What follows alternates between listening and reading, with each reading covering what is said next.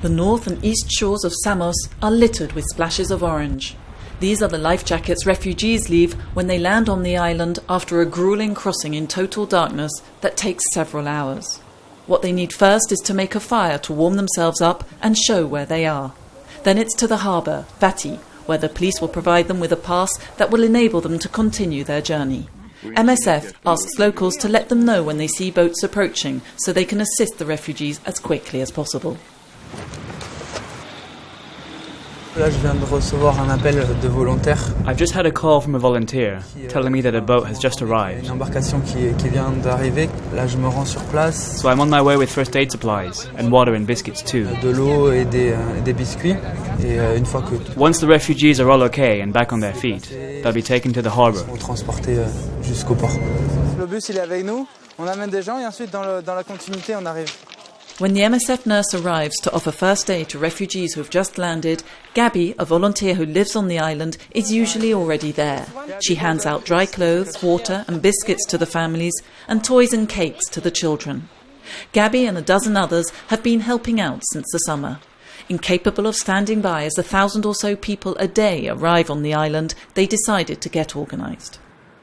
Yeah, we just try to be there as fast as possible so we can help also to pull the boat on land, helping the people out, say one welcome, one melaba, and then try to do whatever we can to give them the first help. We have some people here from the village who just pass by every day and ask, can we help? So we pack some diapers, we collect some toys from the children.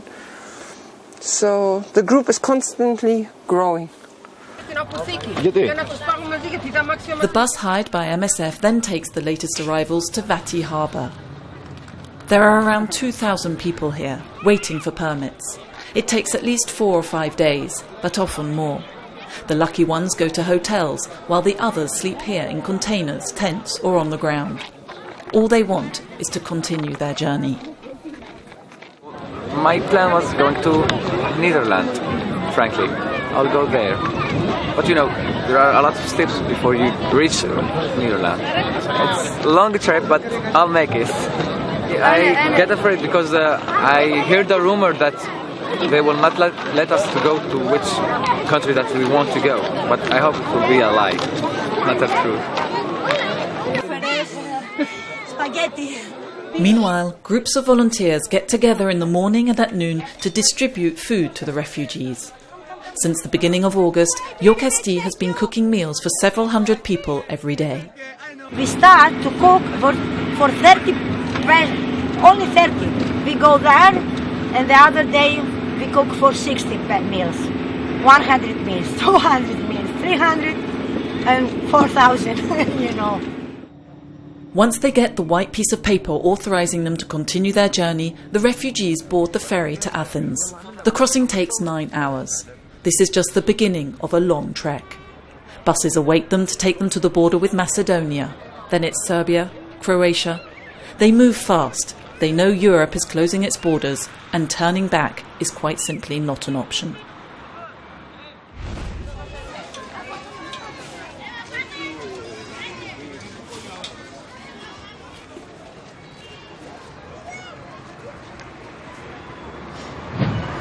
When violence broke out yet again in Bangui, inhabitants fled to the displaced persons camp at Mpoko airport or to other sites where people have assembled, like here in Benzvi.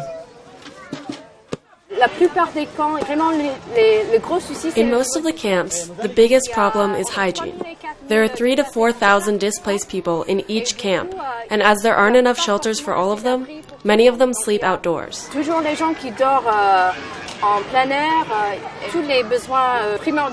We're not able to meet their most basic needs.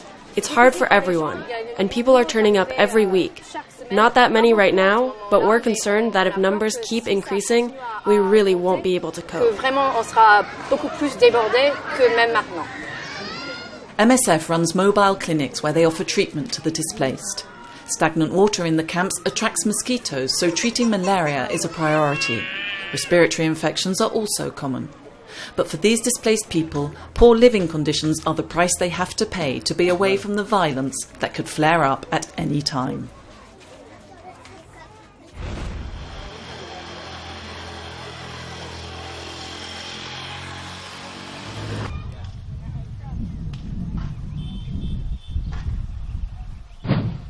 The Ebola epidemic is over in Sierra Leone, but certain precautions continue. Washing hands with chlorinated water is the best way to keep the virus at bay. It's become an all-essential ritual for anyone entering the MSF clinic where Ebola survivors receive treatment. How the house, how the family. So what's the problem now? Well, the problem now is because then is why I start for TNS. It's very cool. Does it come out? Abbas Kanu is one of Sierra Leone's 4,000 Ebola survivors. Most survivors suffer from the same complaints: painful joints, chronic fatigue, vision or hearing impairment, but also depression and post-traumatic stress. But it's hard for them to get treatment. People still fear survivors. When I was discharged, I came back home and I couldn't do anything for 3 months. I wasn't able to walk, unable to do any jobs. I couldn't even work until MSF came and started treating me. In neighbouring Guinea, there have been no new cases since the first week of November. As at last the epidemic appears to be coming to an end, Abbas and the thousands of other survivors are still in need of medical care.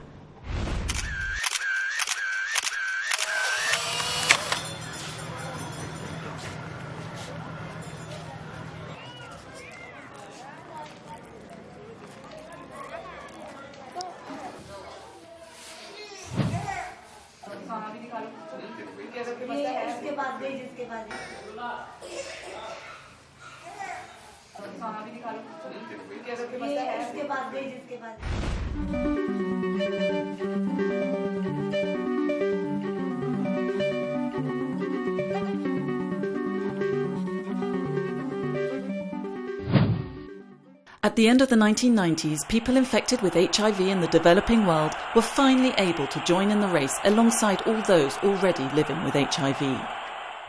Compared to 15 years ago, first-line AIDS treatment costs 100 times less, and the number of people with access to it has increased 50-fold. Scientific advances and developments in medical care have resulted in a drop in AIDS-related deaths and new cases of HIV infection. 15 years ago, only those already suffering with AIDS and severely weakened by the virus were offered treatment. But since September last year, the WHO recommends that anyone infected with HIV should begin treatment as soon as possible after diagnosis, as this increases their chance of survival while reducing the risk of the virus being transmitted to partners.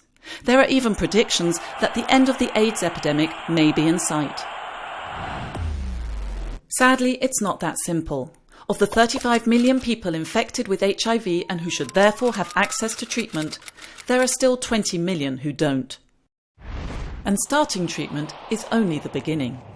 Take the example of someone living near Lake Victoria in Kenya's Ndiwa district.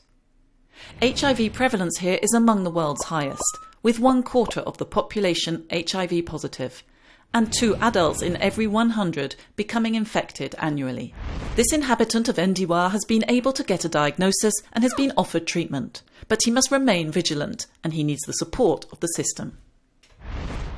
Thanks to effective treatment, the viral load in his blood has become undetectable. It's so low that tests can't measure it. But if he doesn't receive support with persevering with his treatment, if his and his medical team's vigilance lets up, the consequences will be disastrous. Not only will the virus start replicating again, it will also become resistant to the drugs used to treat it.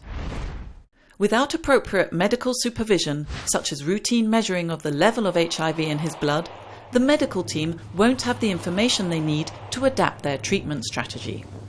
And even if they do, there's yet another hurdle, as second and third line treatments are more costly, or often quite simply unavailable. Our patient, who had an undetectable viral load and was in good health, falls sick again. And once more, he's at risk not only of transmitting the infection, but also of dying. MSF has thus decided to take action in Ndiwa on all aspects of the disease, from diagnosis through to treatment follow-up, so as to ensure nobody falls out of the race. Simplifying treatments, offering routine, individualised support, adapting care strategies to suit each person, this is what is required to allow people living with HIV to persevere in the race against the disease.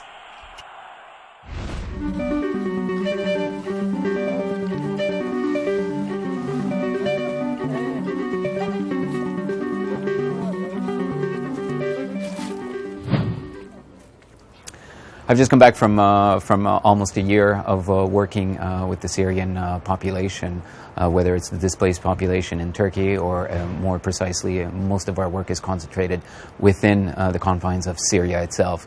And what I can say is that since I've arrived, the situation unfortunately has just deteriorated for the worse. The bombing is just indiscriminate and ongoing towards the civilian infrastructures.